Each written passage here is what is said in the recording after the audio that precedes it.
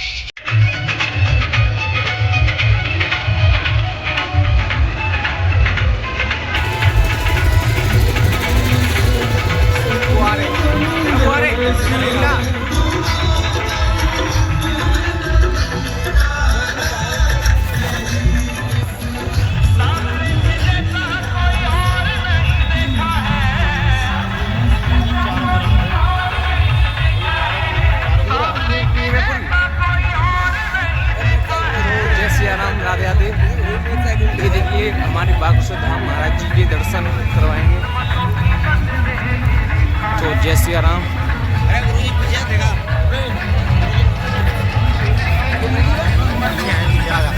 यही है।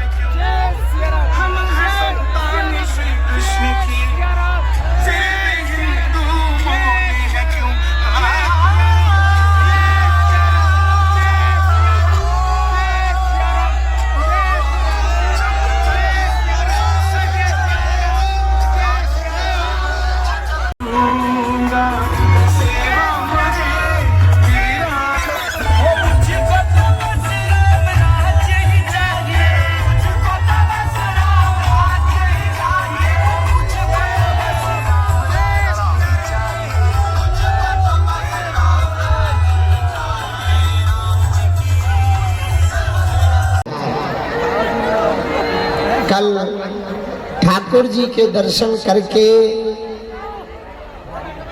सब अपने अपने घरों को चले जाएंगे। आज 9वें दिन की पदयात्रा, उनके श्री चरणों में दास दंडवत प्रणाम करता है। महामंडलेश्वर भ्राता श्री पूज्य श्री मृदुल कांति शास्त्री जी, उनको भी दंडवत प्रणाम यह दास करता है। भ्राता श्री पूज्य श्री पुंडरीक जी महाराज जी, उनके भी श्री चरणों में यह दास दंडवत प्रणाम करता है। हमारे बड़े ही प्रिय अनुज श्री आचार्य इंदेश उपाध्याय जी, सभी संजन, दाऊ भैया, त्रिदंडी स्वामी जी महाराज, कुछ श्री रमाकांत जब हुई सुबह 7 बजे 8 बजे के बाद पूज्य श्री गीता मनीषी जी महाराज जी का आगमन हुआ था। पूज्य श्री भ्राता श्री पुंडरीक गोस्वामी जी का भी आगमन हुआ था। भाभी माँ रेणुका गोस्वामी जी का भी आगमन हुआ था। जया किशोरी जी का भी आगमन हुआ था। निमाई पाठशाला की संपूर्ण टीम ने खूब राधा नाम संकीर्तन आज की पदयात्रा में गाया।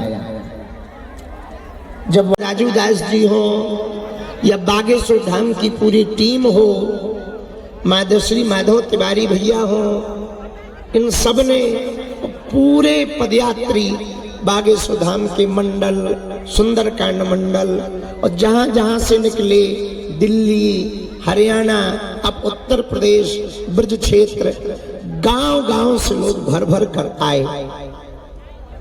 इतनी जन सैलाब की सुनामी देखी कि हमको कई लोगों ने ये कहा कि भारत के इतिहास में ऐसी पदयात्रा पहली बार हुई। लेकिन रुको, केवल भीड़ जोड़ने के लिए यदि पदयात्रा की गई तो सफल, पर यदि किसी उद्देश्य से की गई और वो उद्देश्य पूरा ना हो तो असफल है। कि हम जितने ज्यादा से ज्यादा लोगों से मिल पाए उतना अच्छा रहेगा। हम अपनी बात रख पाएंगे, उनके मिलने का भाव पूरा हो जाएगा। 2 साल के बच्चे से लेकर के 90 वर्ष की माताएं आई, बुजुर्ग आए, घर काम छोड़ करके आए, रास्ते में 8-8 घंटे तक दिल्ली में, हरियाणा में रोड के किनारे पे लोग खड़े रहे। पर कई लोगों को एक दिवसीय जो ऊट पटांग सेवादार बने, कई लोगों को धक्का लगा, कई लोग तो गिर गए।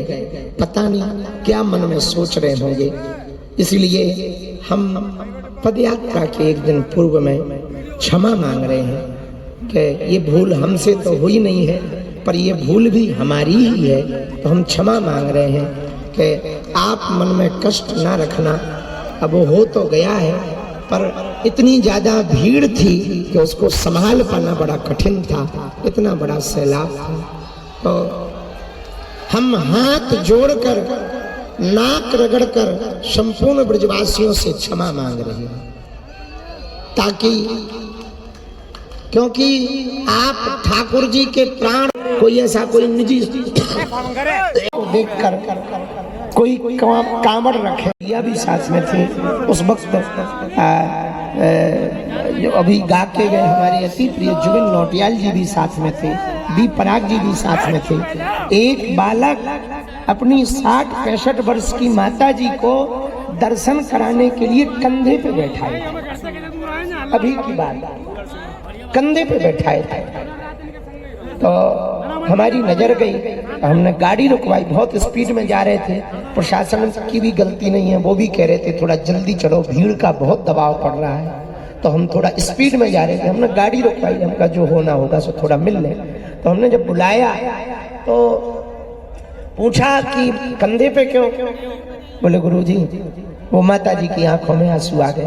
तो बालक कहता है गुरुजी माता जी की हाइट छोटी है, आपको देख नहीं पाएगी, भीड़ बहुत थी तो आप दिख नहीं रहे थे, इसलिए हमने कंधे पे उठा रखा था ताकि आपको वो देख सके।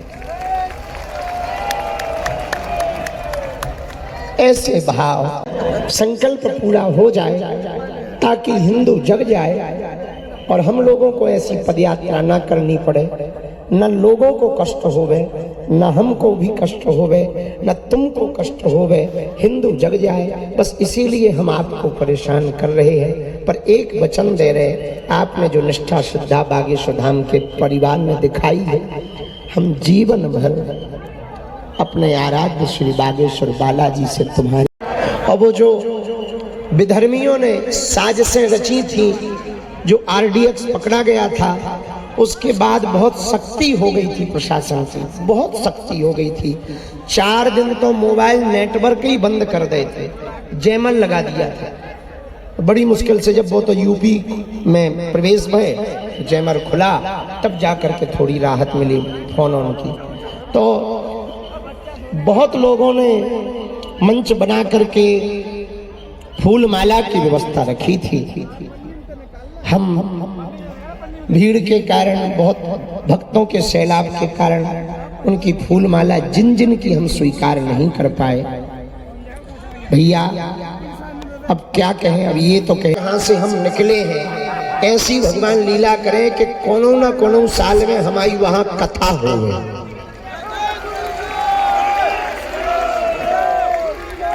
तो वो पूरा कर्जा चुक जाए, इसका ये उपाय है। अर्जी भी लग जाए, मिलवो भी हो जाए, भभूति भी बट जाए, कथा भी हो जाए।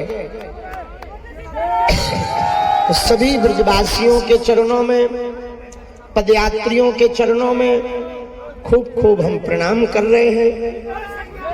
आपको आज बहुत रात हो गई, कल सुबह जल्दी हम लोगों को यहाँ से चलना है, क्योंकि 12 बजे तक हर हाल में हम लोगों को वहाँ पहुँचना है।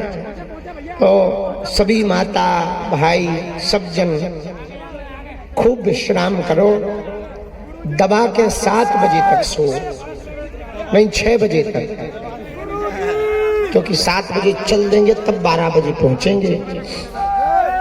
और कल लोग रास्ता में खड़े ना होके जहां कार्यक्रम स्थल है वहीं पहुंच जाएं, ताकि बीच में हमारा टाइम कम लगे और वहां कार्यक्रम स्थल पर हम सबका अभिवादन और सबको प्रणाम कर लेंगे। अब बहुत बातें अब क्या कह दें, सब बातें आज हो ही गई हैं, खूब आनंद आया है।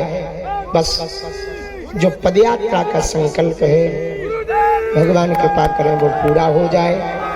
आप सब लोग कल यहाँ से जब पूरा हो जाए तो प्रस्थान करना, बहुत अच्छे से और आराम से जाना।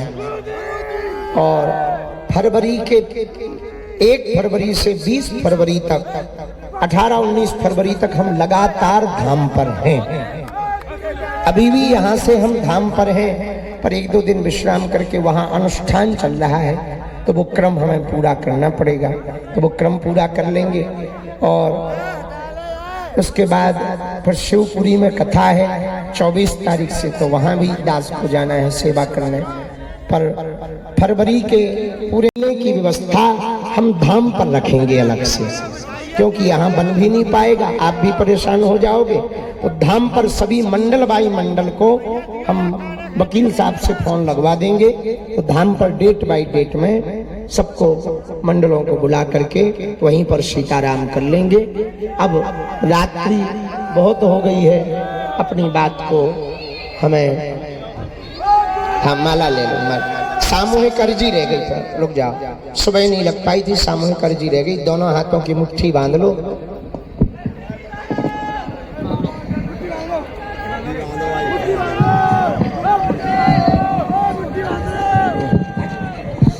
अभी जो मंच वाले हैं वो बैठ जाओ। सुनो, सुबह जल्दी ना चले जाइयो, हम सुबह यहीं पर आएंगे, 6:45 पर आ जाएंगे, टाइम के बहुत पक्के हैं हम। चले जाएंगे। खाओ। यहाँ से